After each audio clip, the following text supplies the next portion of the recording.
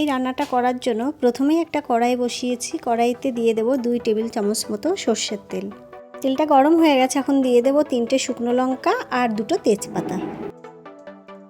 এগুলোকে একটু ভেজে নেব।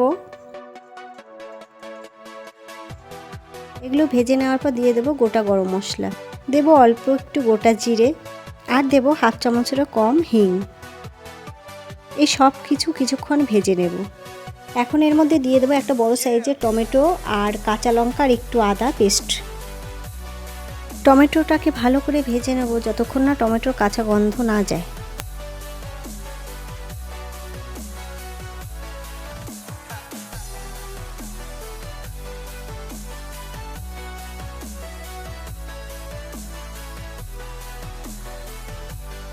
টমেটো ভাজা হয়ে গেছে, এবার এর মধ্যে গুঁড়ো মশলা অ্যাড করব। দেব 1 চামচ মতো জিরে গুঁড়ো, হাফ চামচ ধনে গুঁড়ো, হাফ চামচ লাল লঙ্কার গুঁড়ো, হাফ চামচ হলুদ গুঁড়ো।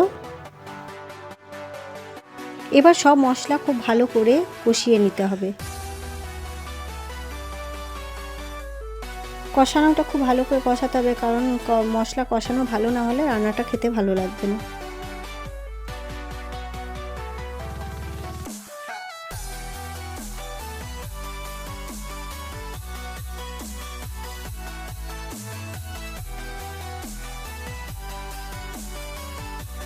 এইভাবে বেশ কিছুক্ষণ ধরে মশলাটাকে খুব ভালো করে কষিয়ে নেব।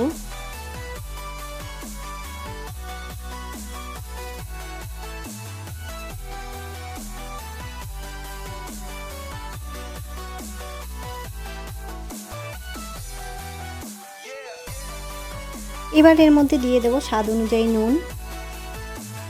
নুনটা দেওয়ার পর আরও কিছুক্ষণ মশলাটাকে কষিয়ে নেব।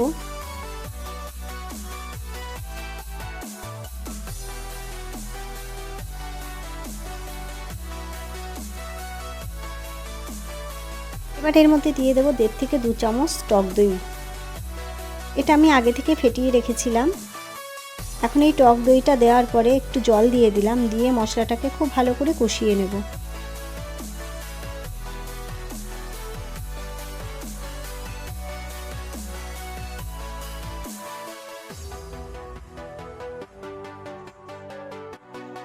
মশলাটা খুব ভালো করে কষানো হয়ে গেছে।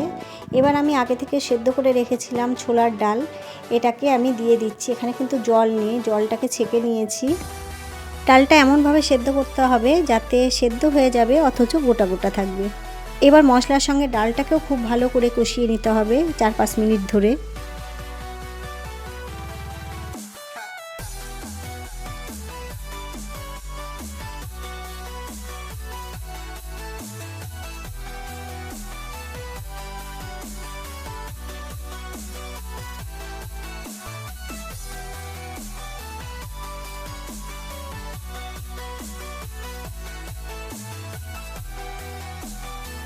ডালটাকেও খুব ভালো করে কষিয়ে নিয়েছি। এবার দিয়ে দেব গরম জল। এখানে আমি 2 বাটি জল দেব।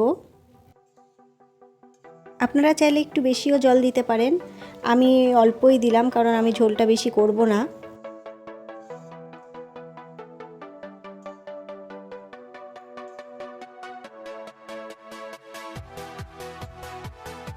এখন আমি ঢাকা দিয়ে দেব, দিয়ে 4-5 মিনিট মতো ফুটিয়ে নেব ডালটাকে। এবার এখানে দেব 1 চামচ মতো চিনি আর দেব 2 চামচ মতো নারকেল কোড়া। ছোলার ডাল একটু মিষ্টি মিষ্টি ভালো লাগে, তাই জন্য এখানে আমি 1 চামচ চিনি দিলাম। আপনারা কম বেশি দিতেই পারেন, মিষ্টি পছন্দ না করেন তারা অল্প মিষ্টি দিলেই হবে। হয়ে গেছে। এখন দিয়ে দেব গরম মশলা। আমি হাফ চামচের কম গরম মশলা দিয়ে দিলাম আর 1 চামচ মতো ঘি দিয়ে দিচ্ছি। সব কিছু খুব ভালো করে নাড়িয়ে দেব। এইভাবে আরও 2-4 মিনিট ফুটিয়ে নেব ডালটাকে। এভাবে আপনারা রান্না করে দেখুন, অসাধারণ লাগে। আর বন্ধুরা, এতক্ষণ আমার ভিডিওটি দেখে আমার পাশে থাকার জন্য আপনাদেরকে অসংখ্য ধন্যবাদ। কাল আবার আসবো অন্য কোনো রেসিপি নিয়ে। আর আপনি যদি আমার চ্যানেলের নতুন বন্ধু হন তাহলে অবশ্যই আমার চ্যানেলটিকে সাবস্ক্রাইব করবেন।